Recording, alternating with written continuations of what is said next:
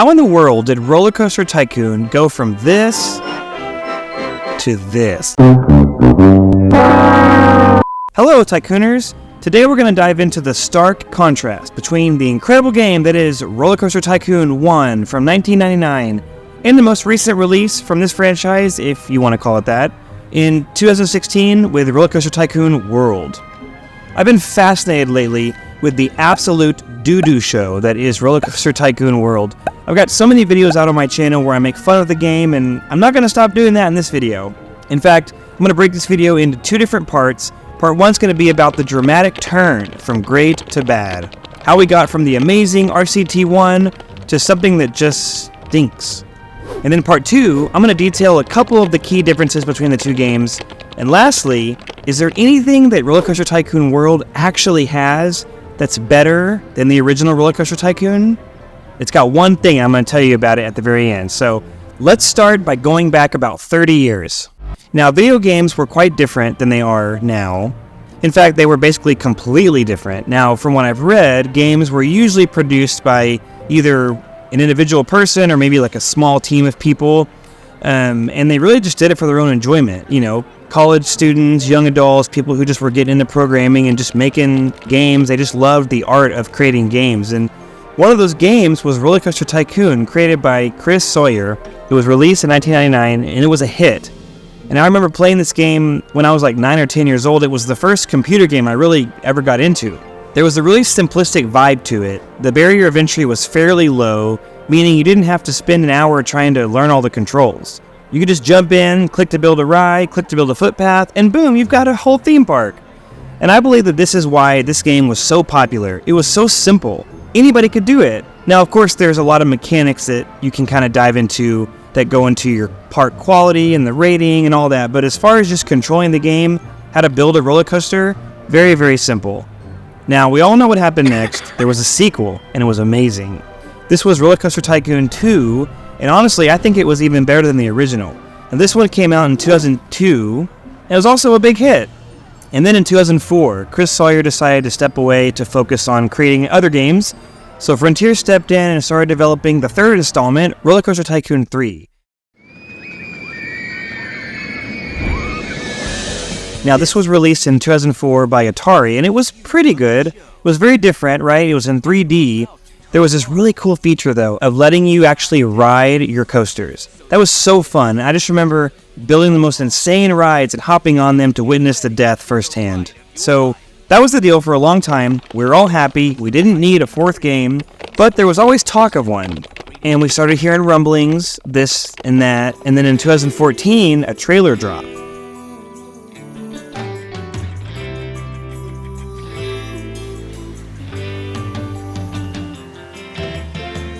Boy, they had us fooled, didn't they? I mean, the trailer looked pretty good, not gonna lie. So we had every reason to be really excited. They probably put more work into the trailer than the actual gameplay because when they released the beta, it looked nothing like the trailer. In fact, it was much worse. So that began the cloud of doubt that was surrounding the RCT community. I remember I used to read posts online and watch videos about the skepticism about this game. Like, is it actually going to be any good? Because we don't really think so. Well, we were certainly right. Here's another very interesting note. And this right here is what I actually think is the primary reason that RollerCoaster Tycoon World was ultimately a failure. It's because Atari cycled through 3 separate developers through the process of this game. Now, I don't know if I've ever heard of that before, but it totally happened. First, they had Pipeworks developing this game, and then partway through development, whoop, they're gone, they're done, and they just get another company, Area 52 Games, and they come in and start working on it again, kind of picking up where the other guys left off. Now, that seems insane, but it gets even better. A few months later, whoop, Area 52 Games, done, out the door, and Atari gets a third company to come in, and they're called the Vizio Creations. Now, if you've ever seen the new Star Wars trilogy from Disney, you know the problems that can arise when you have a round robin of directors. Well, this is a round robin of game developers all working on each other's code, trying to unravel what the previous guy did, trying to patch things together. It's no question why this game was so bad. It's basically like the pipe underneath your sink. It doesn't work right, but you slapped on some duct tape, and so now it only drips a little bit. So this is RollerCoaster Tycoon World, and when the game was released in 2016, it was just widely hated. And the game was like not even a finished product. I don't think it was completely done. It was like the cyberpunk of Tycoon simulator games.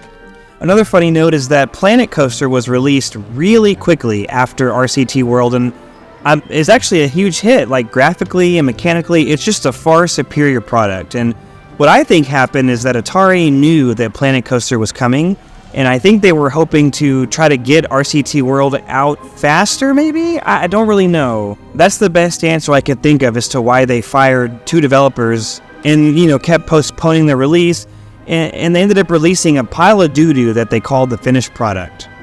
But, hey, you know what? Surely a bad game in 2016 is better than a good game made in 1999, right?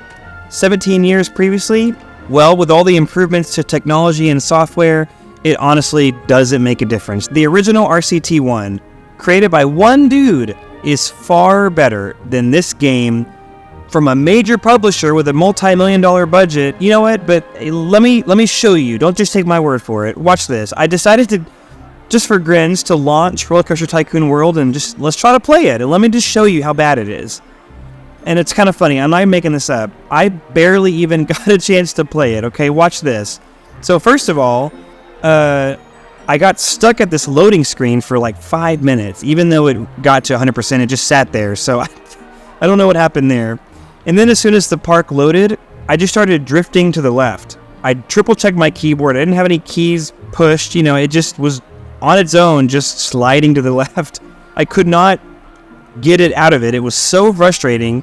So I couldn't really play the game. And the game is just so glitchy. And I finally did get it to stop, and I was kind of navigating back to the top of the map. And look how bad it looks. It's just really bad, and it really truly does not look any better than RollerCoaster Tycoon 3, which was more than 10 years earlier. I will say one more thing about this game and how it's different. You would think that a game that's all about building would at least have the mechanics of the building nailed down.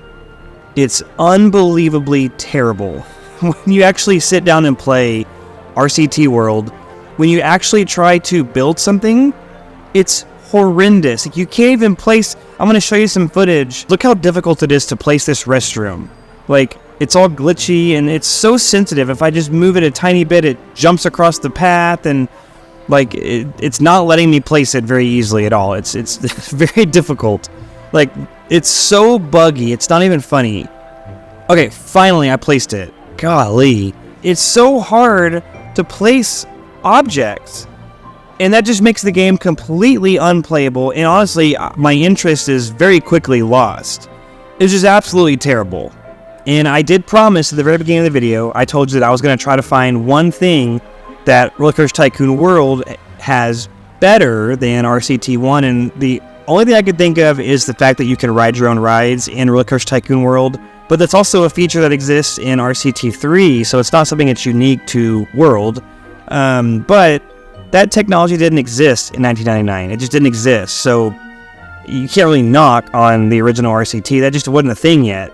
But you know what? Honestly, I'm just getting mad talking about it, so let's talk about something else. Let's move to a more lighthearted topic. This is a video where I made where I pretended to work in a RollerCoaster Tycoon call center, and I take calls from guests and park creators. It's a pretty funny video, so please click over and watch that video right now. Oh, and please don't forget to subscribe. Yay!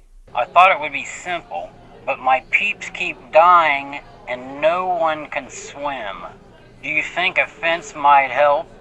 Well, for that, a fence really won't make a difference. You just want to make sure that none of your ride exits or footpath are over water, and then don't delete any footpaths